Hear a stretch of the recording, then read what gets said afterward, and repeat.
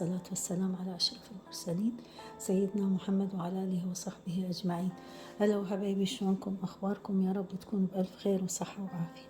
اليوم راح أسوي لكم من تجهيزات رمضان. هسيح الزبدة دي.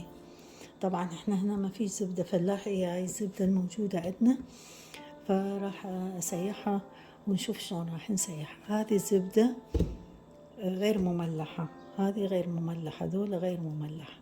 هذه الزبدة بيها ملح، هاي الصفرة بيها ملح وهذه الصفرة بيها ملح. دول الثانيين ما بيهم ملح. طبعا هاي وزنها تقريبا كيلو إلا كم غرام، 908 غرام، 900 غرام يعني، وهاي 900، وهذه وزنها 454 يعني أقل من نص كيلو، وهاي ربع كيلو.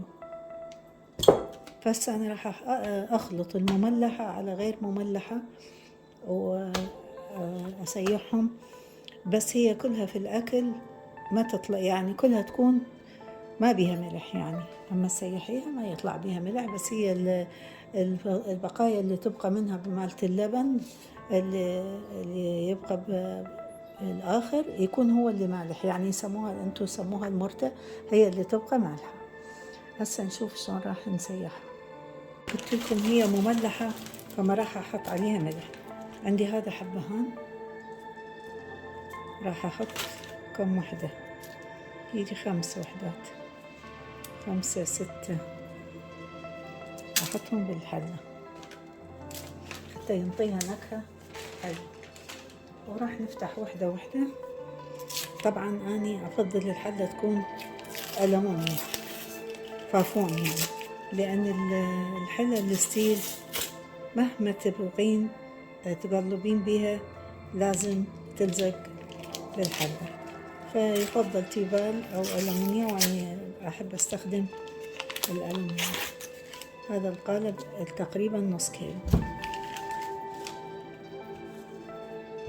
نفتح واحد من هذا حتى أشوفكم إياه وش بيه.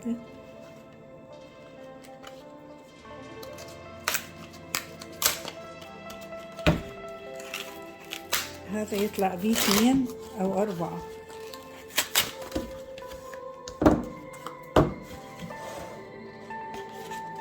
هاي العلبة بيها 4، كل واحد 227 غرام. هذه الغير مملحة طبعا، الصفرة مملحة، الصفرة بيها ملح، هذه البيضة ما بيها ملح.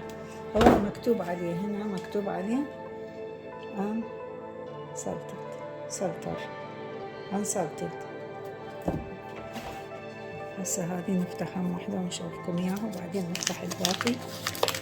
شوفوا هذه لونها، هذه بقري، لونها أغمق من الثانية. هذه شوفوا لون هذه، شوفوا لون هذه وشوفوا لون هذه بقري وهذه جاموسي، الحبهان اللي زدنا. هسه نكمل فتح وارجع. هسه هنا صار عندي هاي الحلة، هنا كيلوين وهذا كيلو، 3 ونص تقريبا، 3 كيلوات وربع. وشلت ذولا، هاي كيلوين شلتهم حتى استخدمهم للحلويات، لأي شيء أحتاج. هسه هاي هنا طبعا ما راح أحط ملح لأن هاي أقسم بيها مملحة، بس يعني حطيت كم وحدة مملحين والباقي غير ما بيهم ملح. هسه راح أضيف هذه نص كوباية مي. ليش أضيف مي؟ حتى الزبدة لا تتبخر، أما تيجي تغلي اللي تتبخر المي، الزبد السمنة ما تتبخر. هسه راح أخذها وأحطها على النار.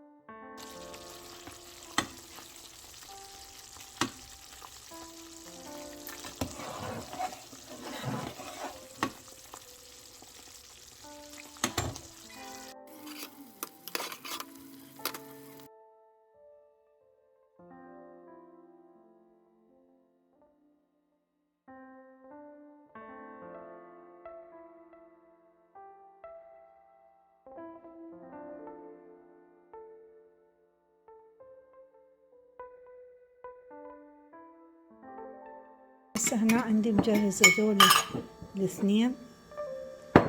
خلينا نشوف ايش قد راح تطلع هي وزنها. غسلتهم طبعا وماسحتهم، ما بيهم ولا قطرة مي. بهذا الميزان راح اشوف هاي توزن، هي فارغة ايش قد توزن. توزن 396، هي فارغ 396 غرام.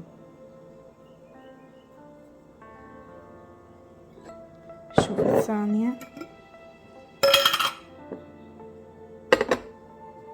هم 300 تقريبا، هم الاثنين نفس الوزن، 98 و 96 98 ماشي، يعني هم الاثنين كل وحدة.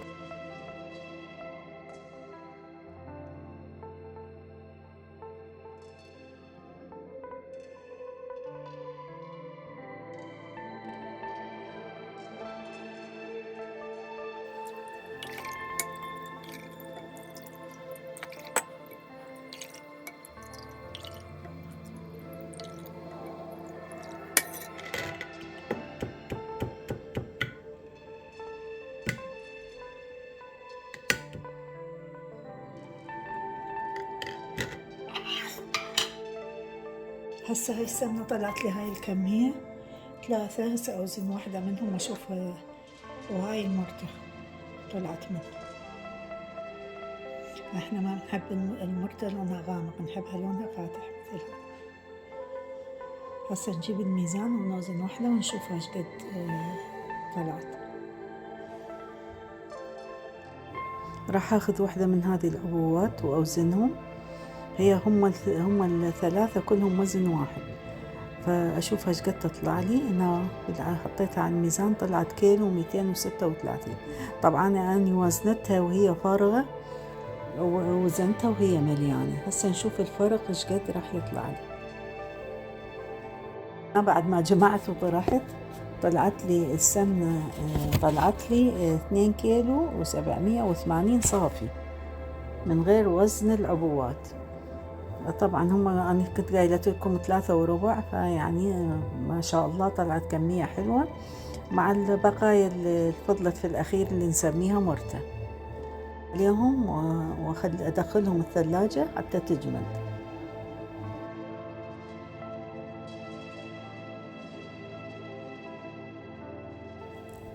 هسه هاي السمنة بعد ما طلعتها من الثلاجة طلعت لي كمية حلوة مثل ما قلت لكم، 3 كيلو وربع. طلعوا لي تقريبا 3 إلا ربع، يعني ما فقدت من السمنة كثير. فهذه هي طريقتي في تسيح السمنة.